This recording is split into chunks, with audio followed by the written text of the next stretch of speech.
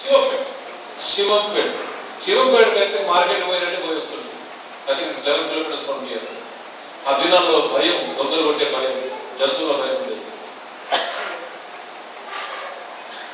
చాలా భయంకరమైన పరిస్థితులలో ఒక్కొక్కసారి పెద్ద పెద్ద కొండశీలు అడ్డం వస్తే అది పోయినా నిలబడి వెళ్ళేవాడు అనుకో, గజగజ వణికేవాడు చూసి. Why I'm telling you is God has blessed you. Where you are sitting now, ఎక్కడైతే మీరు ప్రార్థన చేస్తున్నారో, ఇది మహా కన్నీటితో ఉపవాసంతో ప్రార్థించి స్థాపించబడిన సంఘం అండి. మహా ఉపవాసాలు, ఒక్కొక్కసారి 5 రోజుల ఉపవాసం ఉండి భయంకరమైన దురాత్మల యొక్క పోరాటం జరగడం. మరి పరిశుద్ధ స్థలం, ఇది చరిత్రాత్మకమైన స్థలం.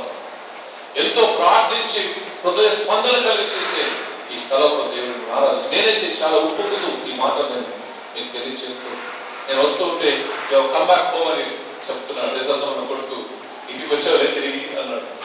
చిన్నవాడు. I remember those names. కొంతమంది ప్రభు దగ్గరికి పోయినారు చిన్న బిడ్డలు, కానీ I remember all the families నన్ను ఆదరించి ఇంట్లో ఇద్దరు వ్యవస్థగా ఉన్నప్పుడు మాతో మాట్లాడి ప్రేమించిన కుటుంబం. మరి నాకు చాలా మంది కొత్త వాడు ఉన్నారు కనుక I thought I tell also my family background. మా నాన్న డీసీ దయానంద్ సీనియర్ గురువులు, వారు అనుకోకుండా కరెంట్ షాప్తో నడిపి క్లాస్ షాప్లో చనిపోయినారు. నేను ఇక్కడికి వెళ్ళి ప్రభు సేవకు పంపించాను. 84వ సంవత్సరంలో నా వివాహమై 85వ సంవత్సరం ఇక్కడ నేను నుండి పరిచయలో దాదాపు సంవత్సరాల పరిచయలో ఉన్నాం మిషన్ ఫీల్డ్లో. మరి నాకు 2 కుమారులు, 1 కుమార్తె శిల్ప, కృపాలి. ఇక్కడ ఉన్నప్పుడే దేవుడు అభివృద్ధి ఇచ్చాడు. పాప వివాహం జరిగి ఒక బ్రాహ్మణ్ కనబడి బాబు వివాహం చేసుకుంది. బాబు పాప ఇద్దరు కేంబ్రిడ్జ్ లో ఉన్నారు. 2 పనిచేస్తున్నారు. 2 మరి MBA ఫైనాన్స్ చేసి అక్కడికి వెళ్ళి అక్కడ చేస్తున్నారు. రియల్లీ ఆ బిడ్డ యొక్క జీవితం ఇక్కడికి ప్రారంభించబడింది. నేను ఎన్నడూ హైదరాబాద్కి వస్తేనే నా బతుకు ధన్యవంతుడి జీవితం నాది. మరి నా బిడ్డలు అక్కడికి వెళ్ళడం తెలుస్తుంది. 2వ బాబు ఫిని క్రిస్టఫర్ దయానంద్. మా నాన్న పేరు క్రిస్టఫర్ దయానంద్. మరి ఫిని క్రిస్టఫర్ దయానంద్ మిసిసిపి డలాస్ ప్రాంతంలో, డకోటా అనే ప్రాంతంలో బిడ్డ MS ఇన్ ఫిజియోథెరపీ చేస్తూ ఈ మధ్యనే క్రిస్టియన్ తెలుగు కమ్యూనిటీ అందరికీ అక్కడ ఆయనను నాయకుడిగా ఎన్నుకున్నట్టుగా మరి నాకు తెలియచేయడం చాలా సంతోషించాను. గుడికి రావాలంటే నువ్వు పోని వస్తా అనేవాడు.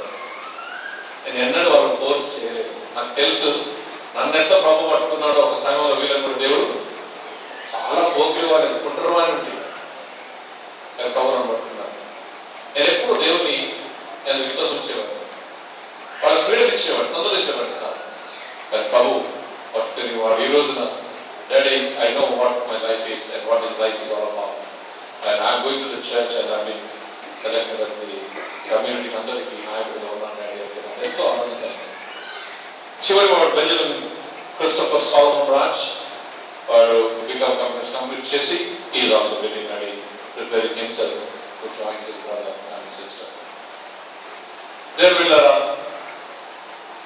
క్లుప్తంగా ప్రభు యొక్క సేవలో పరిచయం చేస్తూ ముందుకు సాగుతున్నాం. మీ యొక్క ప్రార్థన, మీ యొక్క వ్యక్తిగత సంఘపరమైన విశ్వాసమే మాకు ఊపిరని నేను తెలియజేస్తున్నాను. మరి అశోక్ అయ్య గారు ఇక్కడ పిలిచారు. ఇంకా చాలాసార్లు వచ్చారు, కానీ ఇంత ఫ్రీ రాలేదు. ఎప్పుడు వచ్చి ఆపరాపురంగా చాలా ఫ్రీగా వచ్చాను. ఈరోజు రాత్రి 10:30, 11కు మంచిర్యాలలో స్టార్ట్ అయ్యారు. పొద్దున 4:30కు ఇక్కడికి వచ్చారు. వచ్చిన తర్వాత పడుకొని చాలా కష్టంగా మనుషులు లేపారు, వస్తూ ఉన్నారు. కొంతమంది గెస్టులు వచ్చారు, కొంతమంది లేపారు. ఈరోజు నేను అక్కడికి చర్చి పోతలేదు తెలిసి కొంతమంది వచ్చారు. ఇక్కడికి వస్తూ ఒకసారి నేను స్పీకింగ్ అబౌట్ అశోక్ అయ్య గారు. He was serving in Ramakrishnapur. వచ్చి అడిగారు నన్ను, అయ్యా నేను దగ్గరగా పోతాను, చాలా కష్టం అవుతుంది, నా సత్యమని కష్టపడుతుంది అని. నేను చెప్పాను, అయ్యా మరి నీ భార్య బిఎడ్ చేసింది కదా, మరి ఒక చిన్న స్కూల్ ఉంది, కష్టపడతారా అంటే అయ్యా కష్టపడతాను అంటే వందనాలు.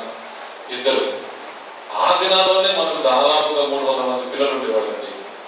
ఎందుకంటే నాకైతే చాలా కష్టపడేవాడే. నేనైతే నడుచుకుంటూ ఆ చివరి బజార్కు వెళ్ళి పిల్లలు తీసుకుని వచ్చేవాడిని.